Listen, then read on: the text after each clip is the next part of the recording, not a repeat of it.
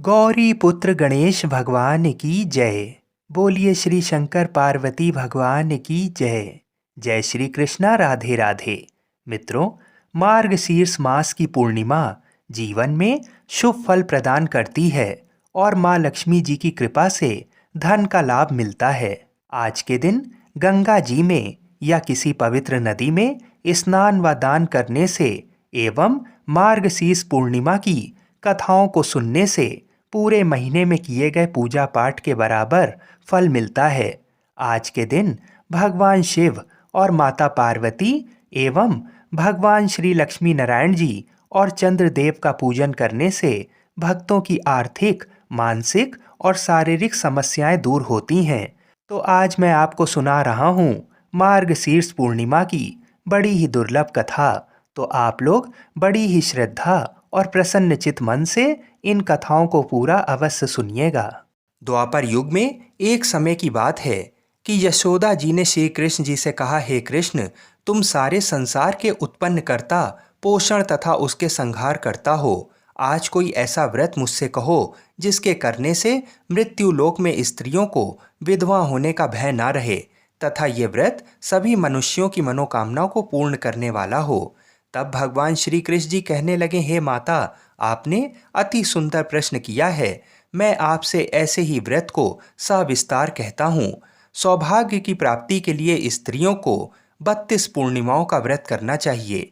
इस व्रत को करने से स्त्रियों को सौभाग्य संपत्ति मिलती है। यह व्रत अचल सौभाग्य को देने वाला और भगवान शंकर के प्रति मनुष्य मात्र की भक्ति को बढ़ाने वाला है।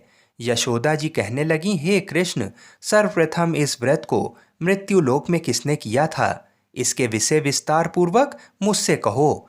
तब श्री कृष्ण जी कहने लगे कि इस भूमंडल पर एक अत्यंत प्रसिद्ध राजा, चंद्रहास से पालित, अनेक प्रकार के रत्नों से परिपूर्ण कातिका नाम की एक नगरी थी।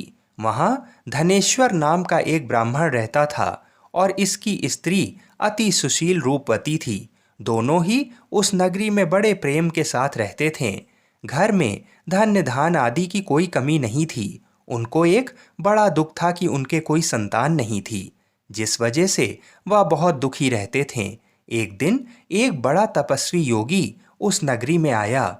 वह योगी बाकी सभी घरों से भिक्षा मांगकर भोजन किया करता था, लेकिन उस ब्राह्मण के घर से भिक्षा नहीं मांगा करता था। एक दिन योगी गंगा किनारे भिक्षा मांगकर प्रेम पूर्वक खा रहा था कि धनेश्वर ने योगी को ये सब करते देख लिया। सब कार्य किसी प्रकार से देख लिया। अपनी भिक्षा अनादर से दुखी होकर धनेश्वर योगी से बोले कि आप सभी घरों से भिक्षा लेते हैं, परंतु मेरे घर की भिक्षा कभी भी नहीं लेते, इसका क्या कारण है? योगी कहने लगा कि आपका धर्म हमें इस बात की आज्ञा नहीं देता, क्योंकि अभी आप गृहस्थ जीवन में एक सुख से वंचित हैं। आपके घर संतान होने पर मैं आपके घर से भी भिक्षा स्वीकार कर लूँगा। उन्होंने कहा कि जिसे संतान नहीं है उसके घर से भिक्षा लेने से मेरे भी पतित हो जाने का भय है। धनेश्वर ये सब बात सुनकर बहुत दुखी हुआ और हाथ जोड़कर योगी के पैरों पर गिर पड़ा तथा दुखी मन से कहने लगा कि आप मुझे संतान प्राप्ति के उपाय बताइए। आप सर्वज्ञ हैं, मुझ पर अवश्य ही ये कृपा कीजिए। धन की मेरे घर में कोई कमी नहीं है, लेकिन मैं संतान न होने के कारण अत्यंत दुखी हूँ। आप मेरे इस दुख का हरण कीजिए। ये सुनकर योगी कहने लगे, तुम चंडी की आराधना करो। घर पहुंचकर उन्होंने ये सारी बात अपनी पत्नी को बताई और खुद वन में चला गया। वन में पहुंचकर उसने चंडी की आराधना की और उपवास किया। चंडी ने 16वें दिन उसको सपने में दर्शन दिए और कहा कि हे धनेश्वर, जा, तेरे पुत्र होगा, लेकिन उसकी आयु सिर्फ 16 वर्ष होगी। 16 वर्ष की आयु में ही उसकी मृत्यु हो जाएगी। अगर तुम दोनों स्त्री और पुरुष 32 पूर्णिमाओं का व्रत करोगे तो वह दीर्घायु हो जाएगा। जितनी तुम्हारी सामर्थ हो उतने आंचे के दिए जलाकर शिव जी का पूजन करना, लेकिन पूर्णमासी 32 ही होनी चाहिए। सुबह होते ही तुम्हें इस स्थान के पास एक आम का पेड़ दिखाई देगा। उस पर चढ़कर एक फल तोड़कर अपने घर चले जाना। अपनी स्त्री को इस बारे में बताना। सुबह स्नान होने के बाद वह स्वच्छ होकर शंकर जी का ध्यान करके उस फल को खा ले तब शंकर भगवान की कृपा से उसको गर्भ हो जाएगा। जब ब्राह्मण सुबह उठा तो उसे उस स्थान पर आम का पेड़ दिखाई दिया और वह उससे फल तोड़ने के लिए चढ़ा, लेकिन वह पेड़ पर नहीं चढ़ पा रहा था। ये देखकर उसे बड़ी चिंता हुई। उसने भगवान गणेश की उपासना की और कहा, हे दयानिधे, अपने भक्तों के विघ्नों का नाश करके उनके मंगल कार्य को करने वाले, दुष्ट का नाश करने वाले, रिद्धि सिद्धि देने वाले, आप मुझे इतना बल दें कि मैं अपनी मनोकामना पूरी कर सकूं। इसके बाद वह पेड़ से फल तोड़कर अपनी पत्नी के पास पहुंचा। उसकी पत्नी ने अपने पति के कहे अनुसार इस फल को खा लिया और वह गर्भवती हो गई। देवी की कृपा से उसे बहुत सुंदर पुत्र पैदा हुआ। उसका नाम उन्होंने देवी दास रखा। माता पिता के हर्ष और शोक के साथ वह बालक बढ़ने लगा। भगवान की कृपा से बालक बहुत ही सुंदर था, सुशील और पढ़ाई लिखाई में भी बहुत ही निपुण था। दुर्गा जी के कथा अनुसार उसकी माता ने 32 पूर्णमासी का व्रत रखा। जैसे ही 16वां वर्ष लगा, दोनों पति पत्नी बहुत दुखी हुए। कहीं उनके पुत्र की मृत्यु ना हो जाए, ऐसा ही वे दिन रात सोचा करते थे। उन्होंने सोचा कि अगर उनके सामने ये सब हुआ तो वह ये कैसे देख पाएंगे। तभी उन्होंने देवीदास के मामा को बुलाया और 1 वर्ष के लिए देवीदास को काशी में पढ़ने के लिए भेज दिया।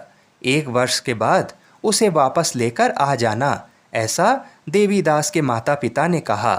देवीदास अपने मामा के साथ एक घोड़े पर सवार होकर चल दिया। उसके मामा को भी ये बात पता नहीं थी। दोनों पति पत्नी 32 पूर्णमासी का व्रत पूरा करने लगे। दूसरी तरफ मामा और भांजा दोनों रात गुजारने के लिए रास्ते में एक गांव में रुके। उस दिन उस गांव में ब्राह्मण की कन्या का विवाह होने वाला था। जिस धर्मशाला में वर और बारात के बाकी लोग रुके हुए थे, उसी धर्मशाला में देवीदास और उसका मामा ठहर गए। उधर कन्या को तेल आदि चढ़ने के बाद जब लग्न का समय आया तो वर की तबीयत खराब हो गई।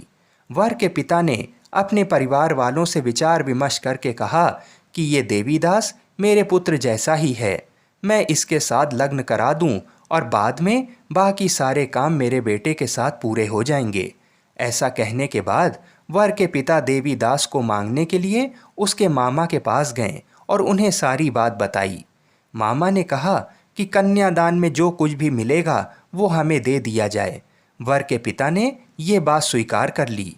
इसके बाद देवीदास का विवाह कन्या के साथ संपन्न हो गया। इसके बाद वह अपनी पत्नी के साथ भोजन ना कर सका और मन में विचार करने लगा कि ना जाने ये किसकी पत्नी होगी। ये सोचकर उसकी आंखों में आंसू आ गए। तब वधू ने पूछा कि क्या बात है, आप उदास क्यों हैं? तब उसने सारी बातें पत्नी को बता दी। तब कन्या कहने लगी कि यह ब्रह्म विवाह के विपरीत है। आप ही मेरे पति हैं, मैं आपकी ही पत्नी रहूंगी, किसी अन्य की कभी नहीं। तब देवीदास ने कहा, ऐसा मत करिए, क्योंकि मेरी आयु बहुत कम है, मेरे बाद आपका क्या होगा। लेकिन उसकी पत्नी नहीं मानी और बोली, स्वामी आप भोजन कीजिए। दोनों रात में सोने के लिए चले गए। सुबह देवीदास ने पत्नी को 4 नगों से जड़ी एक अंगूठी दी और एक रुमाल दिया और बोला कि हे प्रिय, इसे लो और संकेत समझकर स्थिर चित हो जाओ। मेरे मरण और जीवन जानने के लिए एक पुष्प वाटिका बना लो। उसमें सुगंधी वाली एक नव मल्लिका लगा दो। उसको प्रतिदिन जल से सींचा करो और आनंद के साथ खेलो कूदो। जिस समय और जिस दिन मेरा प्राण अंत होगा, उस दिन ये फूल सूख जाएंगे। जब ये फिर से हरे हो जाएं तो जान लेना मैं जीवित हूँ। ये समझाकर वह वहाँ से चला गया। इसके बाद जब वर और बाकी बाराती मंडप में आए तो कन्या ने उसे देखकर कहा कि ये मेरा पति नहीं है, मेरे पति वह हैं जिनके साथ मेरा रात में विवाह हुआ है। इसके बाद मेरा विवाह नहीं हुआ। अगर ये वही हैं तो ये बताएं कि मैंने इसको क्या दिया है। साथ ही कन्यादान के समय जो आभूषण मिले हैं उन्हें दिखाएं। कन्या की ये सारी बातें सुनकर वह कहने लगा कि मैं ये सब नहीं जानता। इसके बाद सारी बारात भी अपमानित होकर लौट गई। भगवान कृष्ण बोले, हे माता, इस प्रकार देवीदास काशी चला गया। कुछ समय जब बीत गया तो एक सर्प उसको डसने के लिए वहाँ आया, लेकिन वह उसको काट नहीं पाया, क्योंकि उसकी माता ने पहले ही 32 पूर्णिमा का व्रत कर लिए थे। इसके बाद खुद काल वहां पहुंचा। भगवान की कृपा से तभी वहां माता पार्वती और भगवान गणेश आ गए। देवीदास को मूर्छित दशा में देखकर माता पार्वती ने भगवान शिव से प्रार्थना की कि महाराज, इस बालक की माता ने पहले ही 32 पूर्णिमा के व्रत कर लिए हैं, आप इसको प्राण दान दें। भगवान शिव ने माता पार्वती के कहने पर उसे प्राण दान दे दिया। उधर उसकी पत्नी उसके काल की प्रतीक्षा कर रही थी। उसकी पत्नी ने जाकर देखा कि पुष्प और पत्र दोनों ही नहीं है, तो उसको बहुत आश्चर्य हुआ। और जब उसने देखा कि पुष्प वाटिका फिर से हरी हो गई है, तो वह समझ गई कि उसका पति जिंदा हो गया है। इसके बाद वह बहुत ही प्रसन्न होकर अपने पिता से कहने लगी कि मेरे पति जीवित हैं, उनको ढूंढिए। जब 16वां वर्ष व्यतीत हो गया तो देवीदास भी अपने मामा के साथ काशी चल दिया। इधर उसकी पत्नी के परिवार वाले उन्हें ढूंढने के लिए जा ही रहे थे कि उन्होंने देखा कि देवीदास और उसका मामा उधर ही आ रहे थे। उसको देखकर उनके ससुर बहुत प्रसन्न हुए और उसे अपने घर ले आए। वहाँ सारा नगर इकट्ठा हो गया और कन्या ने भी उसे पहचान लिया। देवीदास ने इसके बाद अपनी पत्नी और मामा को लेकर वहाँ से चल दिया। उसके ससुर ने भी उसे बहुत धन दहेज दिया। जब वह अपने घर की तरफ चल रहा था तो उसके माता पिता को लोगों ने खबर दी कि तुम्हारा पुत्र देवीदास अपनी पत्नी और मामा के साथ आ रहा है। ऐसा समाचार सुनकर पहले तो उन्हें विश्वास नहीं हुआ, लेकिन जब देवीदास आया और उसने अपने माता पिता के पैर छुए तो देवीदास के माता पिता ने उनका माथा चूमा और दोनों को अपने सीने से लगा लिया। दोनों के आने की खुशी में धनेश्वर ने बहुत दान दक्षिणा ब्राह्मणों को दिया। श्री कृष्ण जी कहने लगे, इस तरह धनेश्वर को 32 पूर्णिमाओं के व्रत के प्रभाव से संतान प्राप्त हुई। जो स्त्रियां इस व्रत को करती हैं वह जन्म जन्मांतरों तक वैधव्य का दुख नहीं भोगती और सदैव सौभाग्यवती रहती हैं, ये मेरा वचन है। यह व्रत संतान देने वाला और संतान की रक्षा करने वाला है और साथ ही साथ सभी मनोकामनाओं को पूरा करने वाला है। आप सबको पूर्णिमा की हार्दिक शुभकामनाएं। जय श्री राधे कृष्ण। हर हर महादेव। एक साहूकार था जो भगवान शिव का अनन्य भक्त था। उसके पास धन धान किसी भी चीज की कमी नहीं थी, लेकिन उसकी कोई संतान नहीं थी और वह इसी कामना को लेकर रोज शिव जी के मंदिर जाकर दीपक जलाता था। उसके इस भक्ति भाव को देखकर एक दिन माता पार्वती ने शिव जी से कहा कि प्रभु, ये साहूकार आपका अनन्य भक्त है, इसको किसी बात का कष्ट है तो आपको इसे अवश्य दूर करना चाहिए। शिव जी बोले, हे पार्वती, इस साहूकार के पास पुत्र नहीं है, ये इसी से दुखी रहता है। माता पार्वती कहती हैं कि हे ईश्वर, कृपा करके इसे पुत्र का वरदान दे दीजिए। तब भोलेनाथ ने कहा कि हे पार्वती, साहूकार के भाग में पुत्र का योग नहीं है। ऐसे में अगर इसे पुत्र प्राप्ति का वरदान मिल भी गया तो वह केवल 12 वर्ष की आयु तक ही जीवित रहेगा। ये सुनने के बाद भी माता पार्वती ने कहा, हे प्रभु, आपको इस साहूकार को पुत्र का वर देना ही होगा, अन्यथा भक्त क्यों आपकी सेवा या पूजा करेंगे। माता के बार बार कहने से भोलेनाथ ने साहूकार को पुत्र का वरदान दिया, लेकिन ये भी कहा कि वह केवल 12 वर्षों तक ही जीवित रहेगा। साहूकार ये सारी बातें सुन रहा था, इसलिए उसे ना तो खुशी हुई और ना ही दुख। वह पहले की तरह भोलेनाथ की पूजा अर्चना करता रहा। उधर सेठानी गर्भवती हुई और 9वें महीने उसे सुंदर से बालक की प्राप्ति हुई। परिवार में खूब हर्षोल्लास मनाया गया, लेकिन साहूकार पहले की तरह रहा और उसने बालक की 12 वर्ष की आयु का जिक्र किसी से भी नहीं किया। जब बालक 11 वर्ष की आयु का हो गया तो एक दिन साहूकार की सेठानी ने बालक के विवाह के लिए कहा, तो साहूकार ने कहा कि वह अभी बालक को पढ़ने के लिए काशी भेजेगा। इसके बाद उसने बालक के मामा जी को बुलाया और कहा कि इसे काशी पढ़ने के लिए ले जाओ और रास्ते में जिस भी स्थान पर रुकना वहाँ यज्ञ करते और ब्राह्मणों को भोजन कराते हुए आगे बढ़ना। वे लोग ये सब करते हुए ही आगे बढ़ रहे थे कि रास्ते में एक राजकुमारी का विवाह था। जिससे उसका विवाह होना था वह एक आंख से काना था। तो उसके पिता ने जब अति सुंदर साहूकार के बेटे को देखा तो उनके मन में आया कि क्यों ना इसे ही घोड़ी पर बिठाकर शादी के सारे कार्य संपन्न करा दिए जाएं।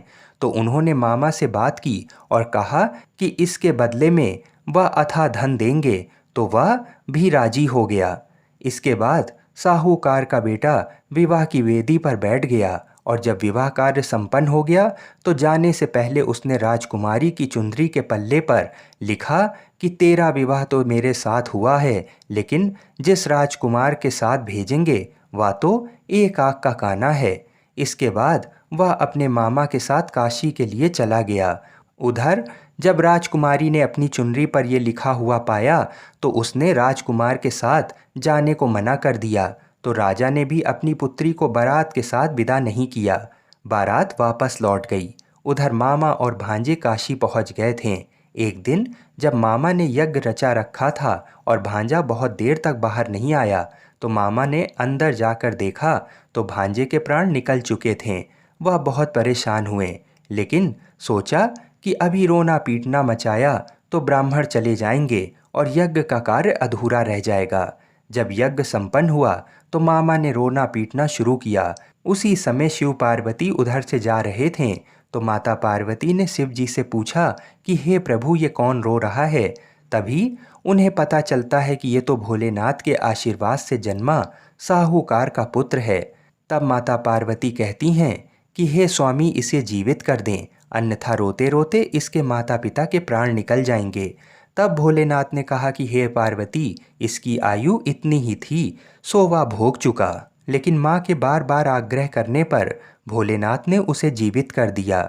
लड़का ओम नमः शिवाय कहते हुए जी उठा और मामा भांजे दोनों ने ईश्वर को धन्यवाद दिया और अपनी नगरी को ओर लौट गए। रास्ते में वही नगर पड़ा और राजकुमारी ने उन्हें पहचान लिया। तब राजा ने राजकुमारी को साहूकार के बेटे के साथ बहुत सारा धन्य धान दे के विदा किया। उधर साहूकार और उसकी पत्नी छत पर बैठे थे। उन्होंने ये प्रण कर रखा था कि यदि उनका पुत्र सकुशल ना लौटा तो वह छत से कूदकर अपने प्राण त्याग देंगे। तभी लड़के के मामा ने आकर साहूकार के बेटे और बहू के आने का समाचार सुनाया, लेकिन वे नहीं माने। तो मामा ने शपथ पूर्वक कहा। तब तो दोनों को विश्वास हो ही गया और दोनों ने अपने बेटे बहू का स्वागत किया। उसी रात साहूकार को स्वप्न में शिव जी ने दर्शन दिया और कहा कि तुम्हारे पूजन से मैं प्रसन्न हुआ। इसी प्रकार जो भी व्यक्ति इस कथा को पढ़ेगा या सुनेगा उसके समस्त दुख दूर हो जाएंगे और मनोवांछित सभी मनोकामनाओं की पूर्ति होगी। बोलिए श्री शंकर पार्वती भगवान की जय। बोलिए श्री राधा कृष्ण भगवान की जय। बोलिए श्री तुलसी शालिग्राम जी की जय। हर हर महादेव। आज के दिन भगवान शिव पार्वती, भगवान श्री लक्ष्मी नारायण जी और चंद्रदेव का पूजन करने से भक्तों की आर्थिक, मानसिक और शारीरिक समस्याएं दूर होती हैं। तो आज मैं आपको सुना रहा हूँ कार्तिक पूर्णिमा की बड़ी ही दुर्लभ कथा। तो आप लोग बड़ी ही श्रद्धा और प्रसन्नचित मन से इन कथाओं को पूरा अवश्य सुनिएगा। पौराणिक कथाओं के अनुसार एक सास बहू ने कार्तिक स्नान करने का निश्चय किया। सास कार्तिक नहाने तीर्थराज जाने लगी तो बहू ने भी साथ जाने की इच्छा जताई। सास ने बहू को ये कहते हुए मना कर दिया कि अभी तुम्हारी कार्तिक नहाने की उम्र नहीं है, तुम बाद में जाना। ये कहकर सास तीर्थ को चली गई। सास के जाने के बाद बहू ने कुम्हार के यहाँ से 33 मिट्टी के कुंड मंगवा कर रख लिए। वह रोजाना रात्रि में एक कुंड में पानी भर कर रख लेती और सवेरे जल्दी उठकर स्नान कर कुंड को छत पर उल्टा रख कर विधि विधान से पूजा करती। इधर एक दिन सास की नथ नहाते हुए गंगा जी में गिर गई। उधर बहू हमेशा की तरह नहाते समय बोली, सास नहाए उंडे, मैं नहाऊं कुंडे। उसी समय अचानक गंगा जी की धारा बहू के कुंड में आ गई। उसी धारा के साथ सास की नथ भी कुंड में आ गई। बहू ने कुंड में आई नथ को देखा तो वह पहचान गई कि ये तो उसकी सास की नथ है। इस तरह दोनों को नहाते हुए पूरा 1 महीना बीत गया। सास जब वापस लौटकर घर आई तो बहू ने सास की खूब आवभगत की। उसी समय सास ने देखा कि उसकी गंगा में खोई हुई नथ बहू ने पहन रखी है। तो सास ने पूछा, ये नथ तुम्हारे पास कहाँ से आई? बहू ने पूरी घटना अपनी सास को बता दी कि कैसे उसके कुंड में गंगा जी की धारा आ गई थी और उसी धारा के साथ बहकर ये नथ उसके पास आई थी। सास को इस घटना पर बहुत आश्चर्य हुआ, लेकिन वह चुप रही। कुछ समय बाद कार्तिक स्नान के बाद सास ने ब्राह्मणों को भोजन कराने की इच्छा व्यक्त करते हुए बहू से कहा कि मुझे ब्राह्मणों को भोजन कराना है। इस पर बहू ने आग्रहपूर्वक सास से विनती की कि माँ जी, आप 4 ब्राह्मणों को भोजन कराना चाहती हैं तो मेरे भी जोड़ दें, क्योंकि मैंने भी कार्तिक स्नान किया है। बहू की बात सुनकर सास ने फिर प्रश्न किया कि तुम कहाँ कार्तिक नहाई हो? गंगा तीर्थ तो मैं जाकर आई हूँ। तब बहू ने सासू माँ को छत पर ले जाकर वह कुंड दिखाए जिसमें उसने कार्तिक स्नान किया था। सास ने देखा कि मिट्टी के कुंड सोने के हो गए हैं। ये देखकर सास ने बहू से कहा कि बहू, तुम्हारा भाग्य अच्छा है जो गंगा की धारा कुंड में आ गई। सारे कुंड सोने के हो गए। मैं अहंकारवश तीर्थ गई थी, लेकिन वहां भी मुझे कुछ नहीं मिला।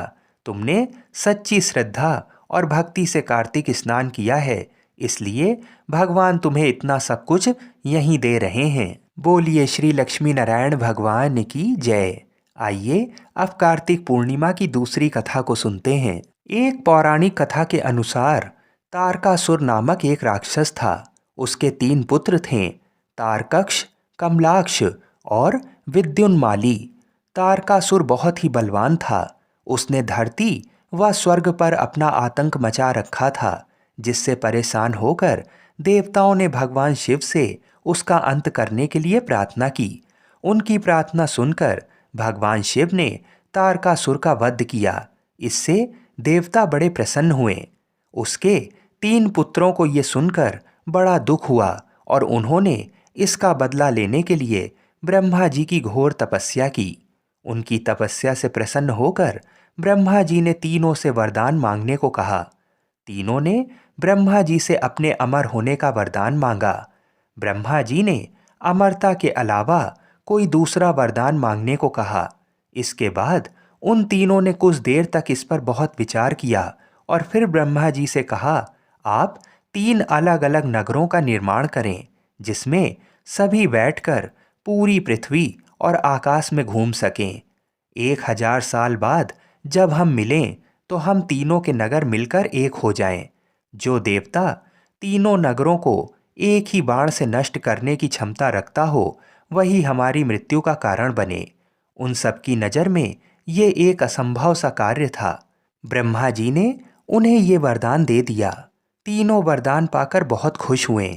ब्रह्मा जी के कहने पर मैं दानव ने उनके लिए 3 नगरों का निर्माण किया। तारकक्ष के लिए सोने का, कमलाक्ष के लिए चांदी का और विद्युन्माली के लिए लोहे का नगर बनाया गया।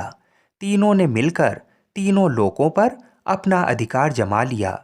इंद्र देवता इन तीनों राक्षसों से भयभीत हुए और भगवान शंकर की शरण में गए। इंद्र की बात सुन भगवान शिव ने इन दानवों का नाश करने के लिए एक दिव्य रथ का निर्माण किया। इस दिव्य रथ की हर एक चीज देवताओं से बनी। चंद्रमा और सूर्य से पहिए बने। इंद्र, वरुण, यम और कुबेर रथ के 4 घोड़े बने। हिमालय धनुष बने और शेषनाग प्रत्यंचा बने। भगवान शिव खुद बाण बने और बाण की नोक बने अग्निदेव। इस दिव्य रथ पर सवार हुए खुद भगवान शिव। भगवान से बने इस रथ और तीनों भाइयों के बीच भयंकर युद्ध हुआ।